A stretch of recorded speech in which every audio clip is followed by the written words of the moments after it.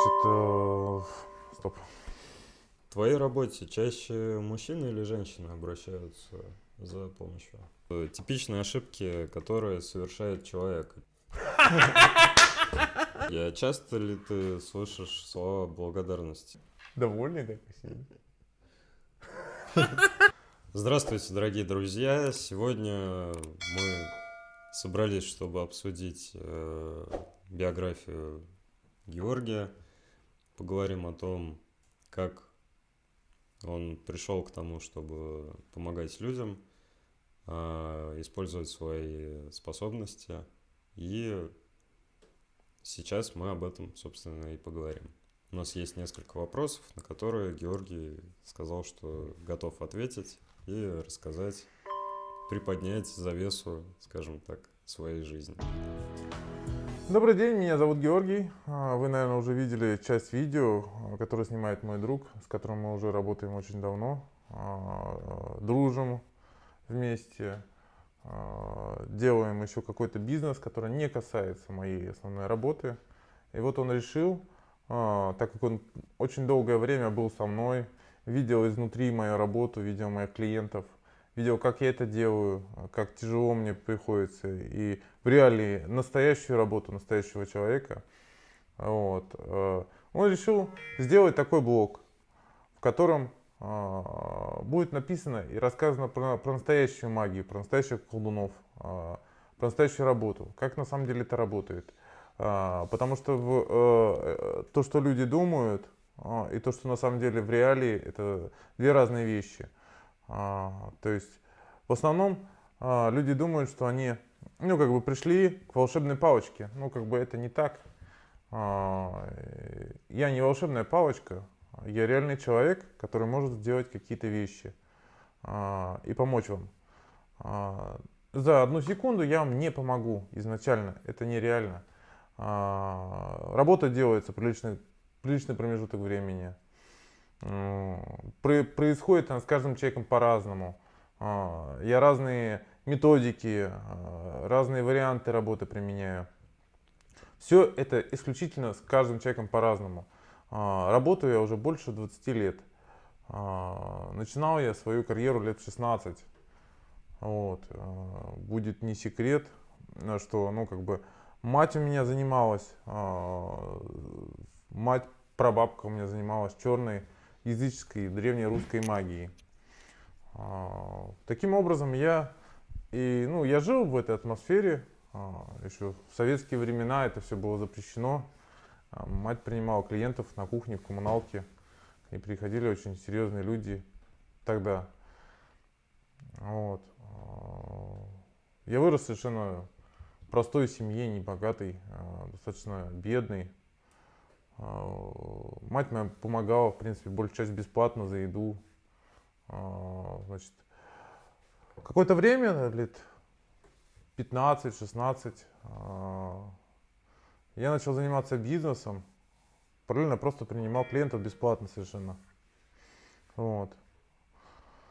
После этого, грубо говоря, принимая клиентов бесплатно долгое время, эти люди, которые которым я помогал, мне начали говорить, что зачем ты это делаешь бесплатно, а параллельно еще работаешь. Плюс сложились такие обстоятельства жизненные, лет 18, что меня тогда подставили, я был маленьким. И бизнес, который пытался в те года, это почти 20 лет назад, начинать, он развалился, меня обманули, естественно, как ребенка. Вот. И я подумал, почему я это должен делать бесплатно за продукты или за то, что дадут. И начал принимать за деньги людей. И вот я уже 20 лет принимаю людей. Параллельно веду какой-то еще интересный для меня бизнес. Что-то интересное, что мне нравится. Не для денег, а для себя, для команды. Вот. Все 20 лет я принимаю за деньги людей. Скажем так, не принимаю за деньги людей. Люди за то, что я делаю, жертвуют мне свои деньги, большей частью. В твоей работе чаще мужчины или женщины обращаются за помощью? А, 50 на 50. Бывает мужчины больше, бывает женщины больше. Бывает поровну. Какие-то месяца это, ну, месяца, годы, наверное, не знаю. Бывает много женщин. В какие-то месяца, годы больше мужчин. Мужчины и женщины любят одинаково. Ну, это, ну, глупость, что люди думают, что только женщины могут обращаться. Любят и мужчины, и женщины. И я решаю не только любовные вопросы, связанные с возвратом любимого человека, с помощью настроить жизнь, вернуть былые отношения, убрать любовницу. Я еще помогаю по бизнесу, снятие порчи, негатива и много чего другого. То есть не секрет, ко мне часто очень обращаются за очень многими деталями. Но мужчины любят точно так же, как и женщины. И я скажу, что обращаются 50 на 50. Если взять в общий объем, 50 на 50. Мужчины также любят, как и женщины. Естественно, и, ну, как бы, когда человек любит, он пытается сделать все, чтобы вернуть своего любимого человека. Одно дело, когда обращается, то есть, ну, у меня есть некий такой контент, который, ну, образовался за столько лет, да, ну, как бы, я отбираю людей, с кем я работаю, когда я возвращаю отношения или делаю привороты. Это я беру людей не моложе 25 лет, потому что до 25 лет люди не знают, что делают. Они просто делают из обиды, унижения или оскорбления. Они не понимают, любят они или нет. И ну, получив куку, получив мою работу, они могут испортить жизнь и себе, и человеку, над которым они сделали эту работу, либо издеваться над этим человеком. Поэтому я стараюсь отбирать, и в основном контингент моих клиентов от 27 лет до 60. Молодежь я вообще не принимаю и с ними не работаю. Конечно, по бизнесу я принимаю молодежь, там, снять порчу, полечить, но именно приворот или любовь, узда,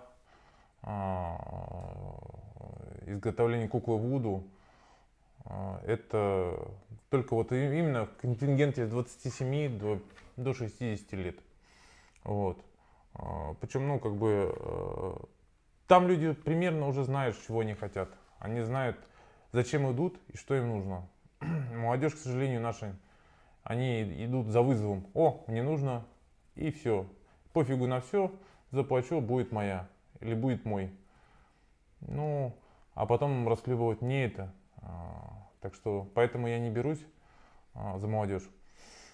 Георгий, смотри, вот типичные ошибки, которые совершает человек, и после этого ему приходится, ну, искать помощи, и он обращается к тебе. Вот какие они? Типичные ошибки это обычно, когда человек, грубо говоря, забывает, что он любит другого человека, и только пользуется им, ничего не давая взамен. Когда человек унижает, оскорбляет, хотя большинство людей, прожив там от 5 до 15, до 20 лет, они уже к своему партнеру не относятся как к любимому человеку. Большинство, я не говорю про все. Они относятся как к человеку, как к мебели. И начинают понимать, что это не мебель, а живой человек, только когда начинают терять его.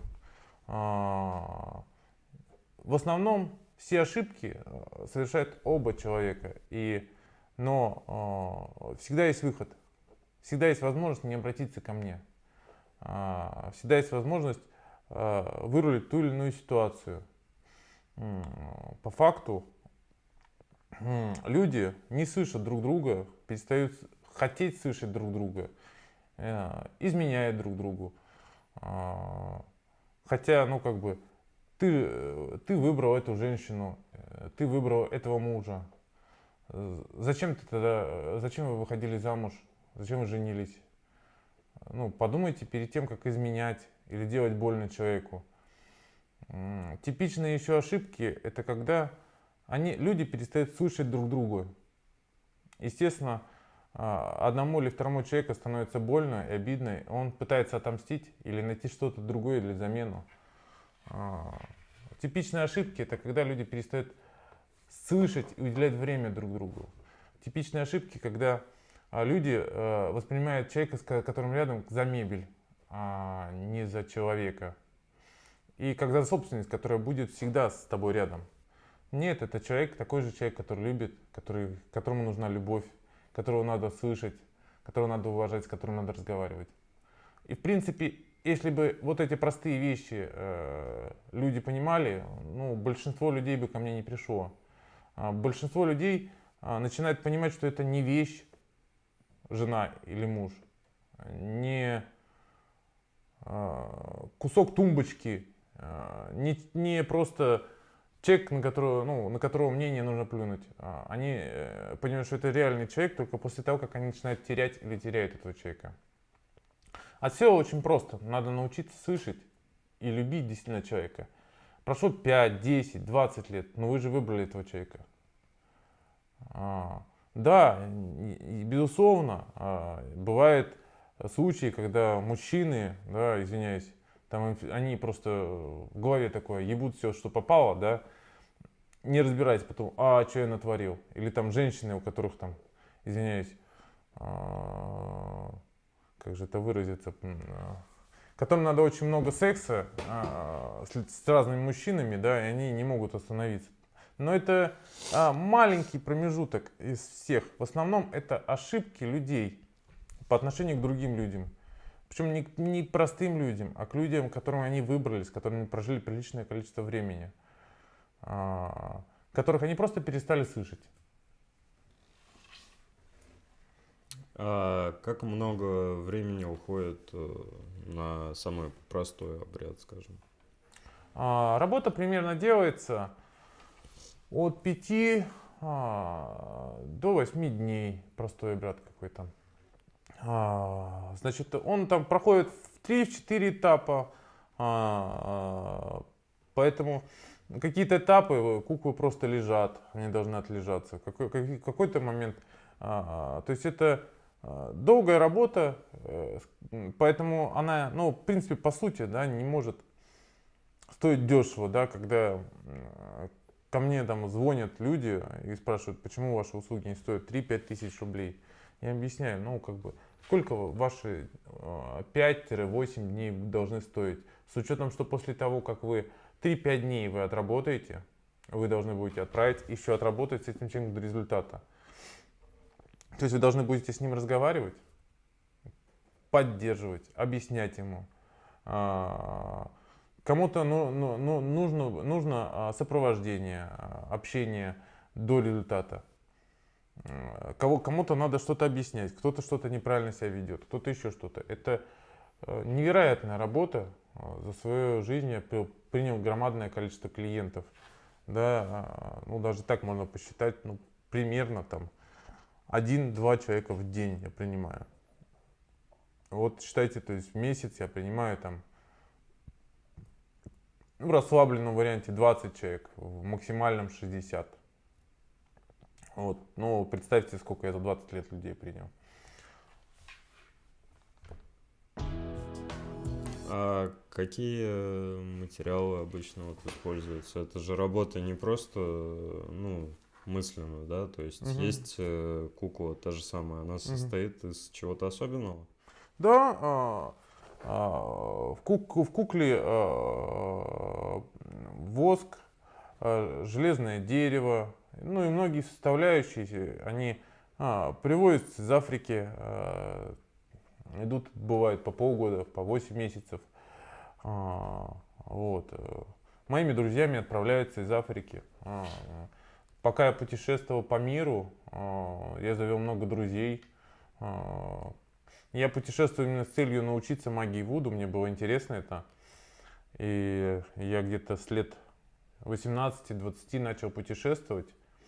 И был на Кубе, в Гаити. Именно изучал направление вуду, Сантерию, Паламонте. Вот. Есть у меня в Африке друзья. И мне они отправляют черное дерево, ну, еще много чего другого. Значит, ну, то есть кукла это состав много чего там, очень много чего в ней. Поэтому она делается долго. Кроме того, что ты сделал куклу, ты должен вселить туда духа, поймать духа и вселить дух туда в него. Вот. Ну, я так понимаю, просто вот многие, ну, колдуны, которые выкладывают там различные видео в том же самом Ютубе, они используют, ну, различные материалы, что-то делают похожее, да? Ну, получается, если человек не имеет доступа к реальной магии Вуду и к знаниям, то он даже, ну, толком не знает, из чего это все делается, Да. и он получить это в России не может, Да, правильно? да, То есть да. этого материала Да. здесь не купить. Да, да. И для этого надо получить там, во-первых, знания, Да. во-вторых, материал оттуда Да. забрать или получить Да. его оттуда, Да, да. чтобы здесь использовать в работе. Просто сшить куклу из тряпки, ну, как бы результат вы никакой не получите. В кукле очень много составляющих, они все привезены из Африки, из той же Гаити, Кубы. То есть это очень много, все привезено оттуда. И везется мне посылками там, по 7-8 месяцев.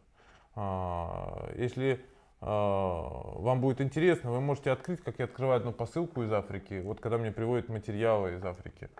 Ссылочка будет здесь. Да. Довольный такой сидит. Георгий, а часто ли ты слышишь слова благодарности за свою работу после того, как ты выполняешь?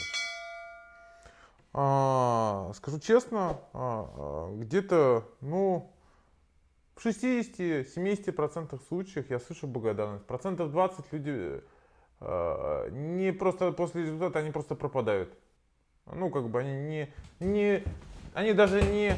То есть с человеком работаешь от начала до конца. Но есть такие люди, которым просто отдал работу, они получили ее, да, спасибо, я получила, и даже с тобой больше не переписываются, они просто пропадают.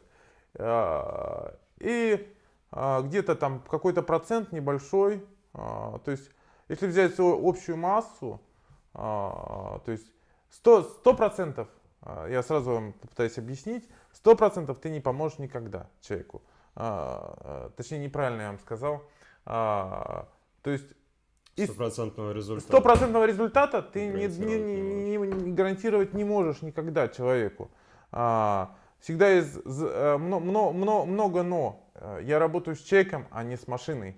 Не так, что ты сделал, и все, 100%. То есть может быть очень много факторов. Первый фактор, там, обманы какие-то, недоговоренности со мной, недоделки какие-то, характер человека. Бывают какие-то заковырки. Бывает, что некоторые работы я делал по году и полтора, но доводил до результата. За год у меня где-то в районе, ну, примерно от года в год по-разному. Там бывает 5 неудач, бывает 3 неудачи, бывает 4. Были года, когда у меня не было вообще неудач. То есть все зависит от очень многих факторов. От человека, от работы, от того, как обращается. Дело в том, что какую бы ты магию ни сделал, если ты человека избиваешь, насилуешь, или, ну, страх не всегда можно перебороть магией. Если ты человека избивал и хочешь вернуть, и ты мне этого не договариваешь, ну, как бы, естественно, ты можешь... Страх сильнее чувства любви. Страх и боязнь сильнее чувства любви. Если... Поэтому, если люди честно мне говорят, и я на это акцентрирую и начинаю просматривать именно этот момент, я уже смотрю, могу я помочь или нет. Но если человек это скрывает, то может работа надолго встать. Прежде всего, есть людской фактор. Человек не машина. Да? У каждой истории есть свои нюансы. Большая часть истории я помогаю, ну, я думаю, 90% людям я помогаю. Слышу я спасибо очень много. То есть это правда, что вот мой друг не даст соврать, что ко мне приходит очень много постоянных клиентов. Я новых клиентов очень мало принимаю. Я принимаю большинство людей, которые ко мне приходили 2, 5, 10, 20 лет назад. К ним приводят знакомых, друзей. И новых клиентов я не так уж часто принимаю и работаю с ними. Я наработал свое громадное количество клиентуры. И, естественно, да, мне часто дарят хорошие, дорогие какие-то подарки, говорят спасибо, помогают мне. Были моменты в жизни, когда именно люди, которые мне очень сильно помогали и выручали. А с кем проще работать? С людьми из-за границы или с людьми из России, из стран СНГ? Кто, скажем так, лучше объясняет свои проблемы и свои пожелания? С кем проще? Я не могу сказать, что есть и в Америке, и в стран СНГ нормальные, адекватные люди. Наверное, проще с европейцами, с американцами, не знают, что хотят. С русскими тоже достаточно просто, ну, если они адекватные. То есть, это моя страна, я в ней вырос, я люблю этот народ. Вот. Сложнее всего с разными мусульманскими странами, да, потому что тяжело объяснить, что женщина не ишак, что на ишаке нельзя ездить, правильно я пытаюсь объяснить, да, что ишака надо еще любить. К сожалению, на некоторых постсоветских исламских странах, таких как Узбекистан, Таджикистан, не понимают этого, и Казахстан, они считают женщину за стул, который должен выполнять твои приказы. Если он не выполняет твои приказы, то куда это мой стул делся? Это что такое вообще? Вот с ними сложнее всего, потому что это узкий взгляд на женщину и на женщина не... Женщина это же не просто человек, который может родить, это такой же человек, который любит, чувствует, которому тоже нужны эмоции, который ничем не отличается от вас. И чем-то принижать женщину, это плохо. Но, к сожалению, в этих странах не понимают этого. И они считают почему-то, что это что-то такое неживое, типа стула, которое должно делать то, что мужчина скажет, они сделают. Это что, она обалдела, что ли? Ты насчет меня еще ушла? Как от меня, такого обалденного мужика, я казах, как она вообще имела право от меня свалить? И еще и любовника нашла, нифига себе, вообще обалдела, надо ей копыта отодвинуть. Это неправильное понятие, ведь, к любовнику или к разводу привели именно их действия, да, невоспринятие женщину как женщину, вот и все. Наверное, многие обращаются к тебе как к психологу. Что ты в таких случаях делаешь? Как-то пытаешься объяснить человеку, что ты не психолог, или все-таки пытаешься помочь решить какой-то проблему? Значит, ко мне не часто обращаются как к психологу.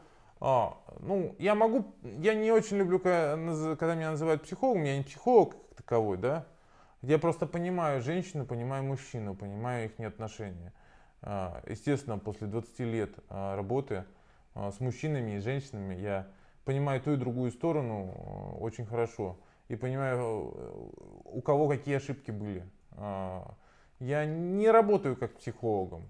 Бывает, меня просят просто наладить отношения, сделать какой-то мягкий заговор. И с этим я еще подсказываю какие-то шаги, которые, это не психологические шаги, а которые, в принципе, и так понятны, да. Но некоторые мужчины из-за своего узкого видение, не понимает этого. Также и бывают женщины, которые не понимают мужское понимание, да, то есть некоторые женщины думают, что мужчина ишак, на котором можно ездить, погонять и орать с утра до вечера. Ну, это тоже неправильный подход. Мужчина, который любит, это не ишак, это прежде всего мужчина, а потом уже, ну, какие-то мужские функции он должен выполнять. Часто тебя же просят посмотреть будущее, и когда ты его видишь, ты рассказываешь, что человека ждет в будущем. Ну Мгм. вот, допустим, в будущем он не должен быть с этим человеком. Как часто вот они, скажем так, принимают свою судьбу, принимают то будущее, которое их ждет, и не меняют его. То есть они, увидев, что будет впереди с твоей помощью, они оставляют все как есть, соглашаются с тем, что их ждет. Ну, во-первых, я понял, про что ты пытаешься задать мне вопрос. Значит, многие спрашивают, стоит мне не делать приворот, стоит ли мне возвращать мужчину. Во-первых, будущее с человеком, оно не стабилизировано. Будущее меняем мы. Всего 50%, 50-60% это то, что должно произойти. 50-60, 50 где-то, 40-50 мы можем поменять. И от этого наша жизнь полностью изменится, кардинально просто поменяется.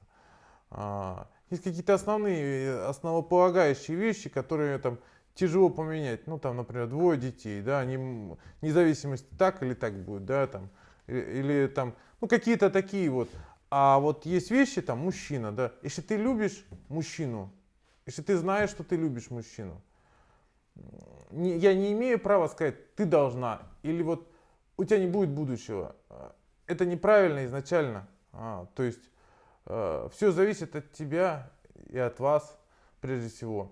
Человек не должен полагать, я не имею права ему сказать, что ты должен так выбрать или так сделать. Ну, это запрещено в моих понятиях. Я могу только сделать то, что вы хотите. А будущему, то есть я не буду говорить там, будущее такое, вот так вот тебе надо сделать. Нет, конечно, это неправильное понятие изначально. То есть я всегда от него отхожу. Они меня спрашивают, стоит ли мне делать природу, стоит ли мне с этим мужчиной жить? Я говорю, вы должны сами понимать, если вы чувствуете этого человека, если вы его любите, если вы хотите бороться, то, наверное, да. Если вы не чувствуете, а спрашиваете меня совета, наверное, нет. Вот и все. А как часто отказываешься от работы? Ну, достаточно часто, процентов 30. И какие это обычно случаи? В каких случаях такое происходит? Отказываюсь, например, у меня часто просят 19-20-летние девчонки, хочу приворожить парня. Ой, я его пипец как люблю. У нас с ним 2 месяца отношений. Ну, я сразу говорю, девушки, как бы, ну, к сожалению. Бывают и взрослые достаточно женщины, которые говорят, ой, он мне очень нравится, мы работаем в одном офисе, он мой шеф, у нас никогда ничего не было, но он мне так нравится, я хочу сделать приворот. Ну, естественно, я говорю, ну, девушка, ну, как бы, если у вас не было сексуальных отношений, вы не знаете этого человека, какое, ну, естественно, я от этого отказываюсь. Также и мужчины, да. Какая-то неопределенная женщина, которая вам понравилась, какой приворот? Ну, вы подойдите сами, познакомьтесь. Привораживать человека, которого вы не знаете, просто вам понравился, это нонсенс, потому что данная работа делается на всю жизнь. Если все получится, вы привязываете человека к себе на всю жизнь, и обратного пути нет, то есть эта работа не снимается. Да, нет такого, что взять и снять приворот Вуду, его невозможно снять. Если все получилось, вы отвечаете за этого человека, вы не имеете права его бросить, потому что с ним может что-то произойти. Когда человек очень сильно любит, он способен на любые поступки, когда его бросаешь. Поэтому, ну, какие-то неопределенности. Ой, я увидел, мне понравилось, я влюбился. Ой, у нас никогда ничего не было, но я хочу приворожить. И мужчины так делают, и женщины. Я всегда от этого отказываюсь, говорю, ну найди, познакомься, начни какие-то отношения. Если что-то не получится, может быть, я посмотрю или нет. Опять же, бывают мужчины, которые приходят, избивают своих женщин, и женщины уже не стерпя убегают от этого мужчины, и мужчины думают, я тебе заплачу там 100 тысяч и верну свою жену. Я от таких мужчин отказываюсь. У меня была такая история, когда я проглядел, когда один мужчина, достаточно известный, популярный мужчина, привораживал свою женщину, с которой жил год. Как потом оказалось, он ее избивал постоянно. Она вернулась к нему, но он был очень, очень, очень сильно ревнив. Прям очень сильно, неадекватно ревнив. И за каждый взгляд он мог избить неправильный взгляд, неправильное слово. Он дома избивал свою женщину. Я это узнал потом только. И вот она вернулась, и он ее избил. Ну, они были в гостинице в какой-то. Он ее избил и чуть не выкинул в окно. Она там кое-как за карниз держалась, и он ее вытащил. После этого, как бы, я более конкретно уже разбираюсь в случаях, и такие случаи вообще не беру. Вот. Пришлось всячески помочь, чтобы снять это, потому что этот мужчина потом требовал с меня, чтобы я ее вернул все-таки опять. Но я ему отказал. Он даже мне пытался угрожать. Вот. А часто вообще бывают угрозы от клиентов или от тех, кто, в принципе, звонит? Бывают. Это бывают малолетки какие-то, которые прикалываются, которые просто... Бывают люди, которые просто думают, что тут медом нам намазано, и что люди, что здесь простые люди, как бы, за которых можно укусить за что-нибудь. Ну, как бы, такое бывает. Бывают люди, которым я отказываю, очень высокие, говорят, что мы тебя накажем, если ты нам не поможешь. Всякое бывает. Ну, за 20 лет работы чего только не было. Я в следующей передаче я расскажу, какие у меня ситуации именно вот, ну, как бы интересные случались. Подробно про это расскажу. То есть, да, было такое у меня не один раз, когда девушке, которая молодой, как раз вот малолетки, можно сказать, 20-летней я помог, приворожил очень богатого состоятельного мужчину, она меня обманула, этой девушкой, а я не копался в этой истории, потому что был молодой тогда. Вот. И так получилось, что она меня обманула, и она потом начала пользоваться очень сильно человеком, все деньги, все из него выкачала, человек чуть в дом не въехал. Ну, это долгая история. Потом этот человек меня через подружку, через ее нашел. Ну, как бы, естественно, как бы он чуть не потерял жизнь, он был очень недоволен, что я... После этого конкретно случая я более конкретно разбираюсь и больше малолеток не берусь, не работаю с девушками. Там. Не работаю, в смысле, не привораживаю, не делаю никаких таких работ. Ну, тогда на сегодня мы закончим и продолжим в следующий раз. Угу. Дорогие друзья, подписывайтесь на канал, пишите в комментариях вопросы, что вам интересно услышать в следующем выпуске. Мы обязательно об этом поговорим. И будем всячески просвещать, про настоящую магию будем разговаривать. И в дальнейшем вас ждет море интересного. Приятного просмотра, спокойной ночи или доброе утро. Я не знаю, когда вы будете смотреть этот ролик. Вот. На одном из роликов я был не очень в нормальном состоянии, потому что был день рождения, мы отмечали мой день рождения, мы выпивали. Поэтому заранее извиняюсь, что в таком виде я записал этот ролик. Всего хорошего, до свидания. Всем пока.